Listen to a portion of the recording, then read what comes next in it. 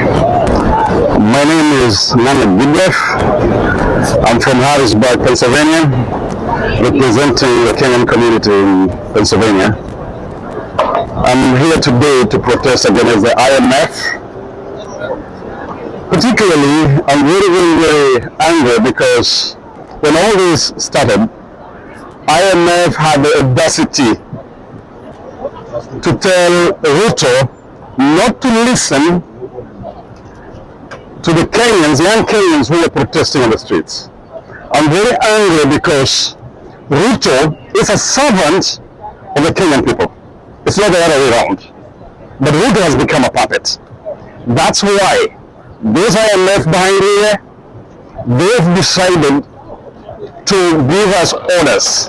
We are very angry, and we're telling the IMF that there is democracy in Kenya.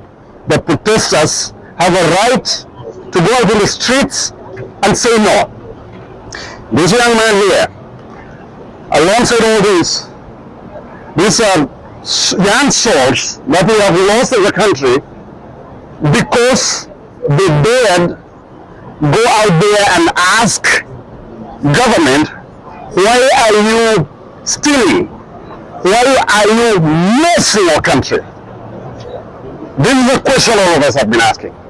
I am Gen X, and I'm here to support our Gen Z. And the reason I'm supporting Gen Z is because many years ago, I was at their age, I was at the university, and I remember this same IMF.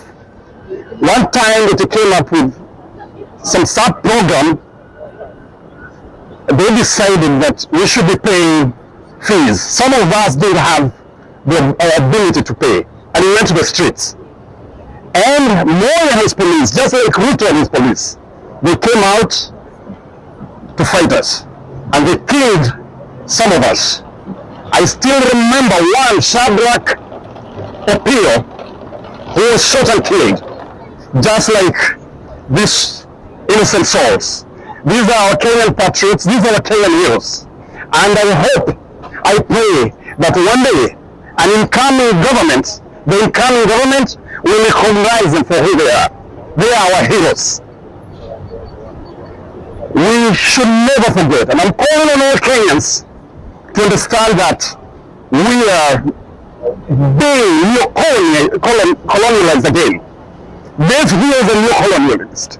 They have an agenda against us. They have an agenda against the third world. They have an agenda against Africa. Kenyans should rise up and say no to IMF. And I'm also asking the incoming government to come up with a very clear strategy of how we're going to get out of the IMF. We don't need them. We should manage the resources better. We should do away with corruption, with wastage, with impunity. It's high time Kenyans say no. Thank you. My name is Kenyans Commission and from the DMV.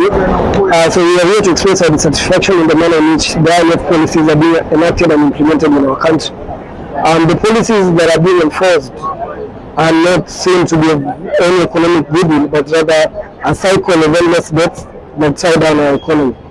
And we are also here to call the IMF into accountability for the debts that have been caused in our nation because of their role in pushing for the policies in Parliament, and when it was clear that the people were practicing these things in adopting them.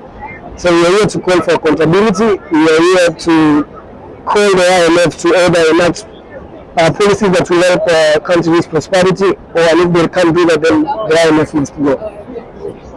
My name is Robert Betts, and I'm here in Washington, D.C. at the second IMF headquarters to let IMF know that they must go. I also want to say this is my former classmate of mine, Children. He was the youngest in the class. I am 28, he's 25, as you can see here. He was the youngest in our class. We were in Form 1 and Form 2 together, and he recently died in the protest that happened in Kenya. He was recently killed. And that is the result of Ruto and the IMF. And that is why we are here to protest the IMF. Another thing that Kenyans need to know, the IMF has given Kenyans loans, has given Kenyans loans up to 22 loans since independence. So that's one every 3 years. And those are not loans to help our economic development. You can't be borrowing 22 loans since independence and think it will come out of economic trouble.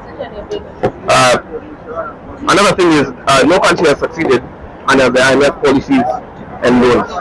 And I challenge anyone who can prove otherwise to show me which country, what is Argentina, Congo, Senegal, Ivory Coast, which country the IMF has actually helped develop from a third world to a first world. Another issue is the IMF's voting power. The IMF's voting power is primarily controlled by member countries with the highest GDP and financial openness and trade volume. This means that countries like the United States of America, Germany, United Kingdom, France have a controlling share of voting power in the IMF. So it's not a global organization. It shouldn't be the International Monetary Fund. It should be called the Western Controlled Monetary Fund. That's enough.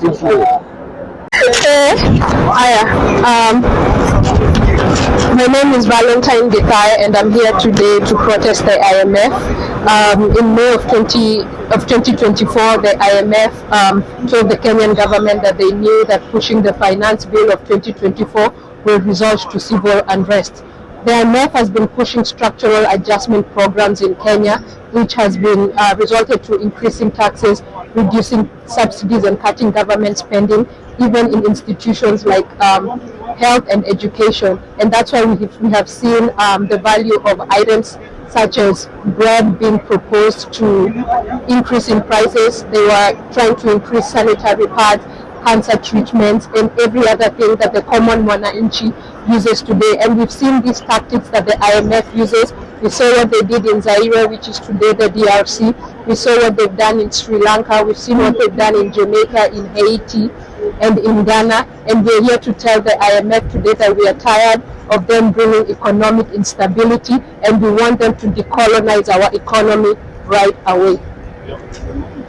Thank you. My name is Dr. Nathan Mangusi. I'm from Alexandria, Virginia, originally from Langata. In fact, I was a parliamentary contestant in the 2022 election in Kenya.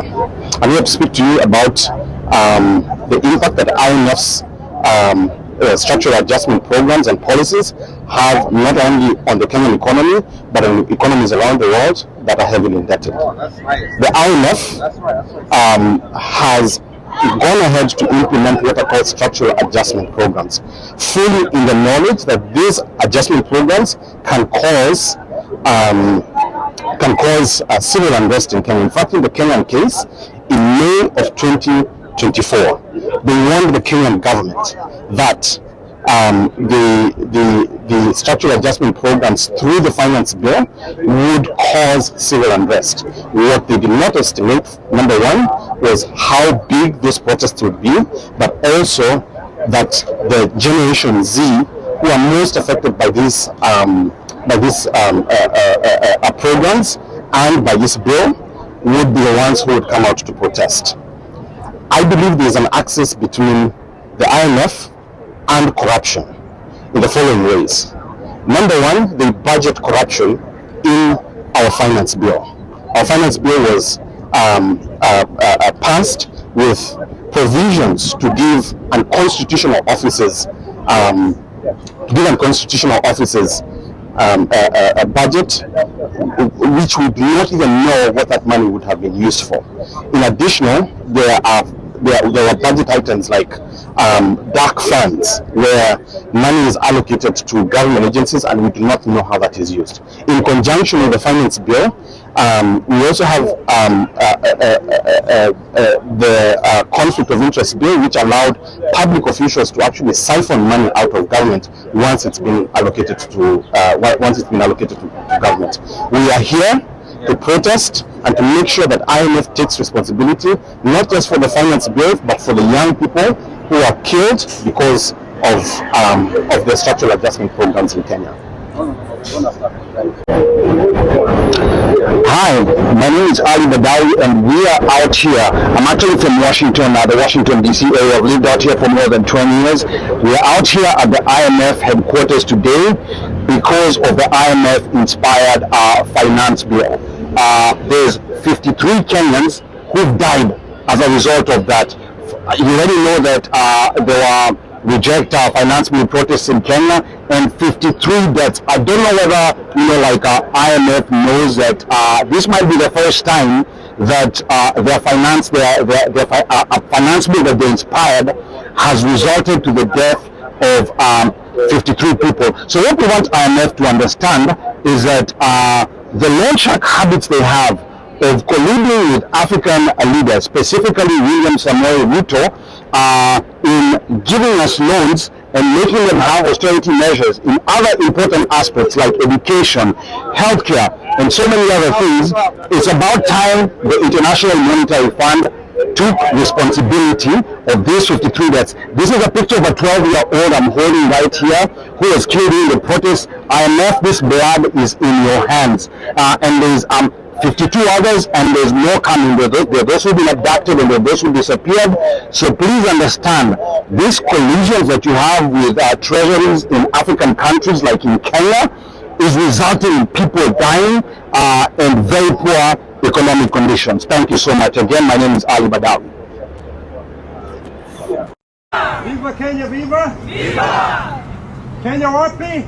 Juu! Kenya wapi? Juu! IMF wapi? Chini! IMF wapi? Chini! Thanks a lot, fellow Kenyans. Thanks a lot, fellow Africans. Thanks so much to everybody who is here to be with us today. First and foremost, my special tribute, my special condolences to the 53 Kenyans and probably many more Kenyans. We are still discovering bodies out there. These are our young heroes who had the bravery and courage to stand to power. Young Kenyans who have seen how the direction our country is heading, and they got the courage to ask the authorities, the powers, why are you doing this to us? And for that, they were killed. We need to be angry enough, Kenyans, and if these words reach out to those Kenyans who are not here, I'm saying we need to be like thousands of us here. The next thing I want to say is this. Kenya, I'm telling the IMF, I have a message to the IMF. Kenya is not your plantation. Yes. Lisa. Predatory lending practices that you've pursued. We've been with you for more than 50 years. Africa, South America, Asia, the global South. We have seen your conmanship. We know what you're doing. And we have seen you. You can no longer hide. This is Gen Z. These are millennials. These are Kenyans who understand what is happening. You cannot continue to hide.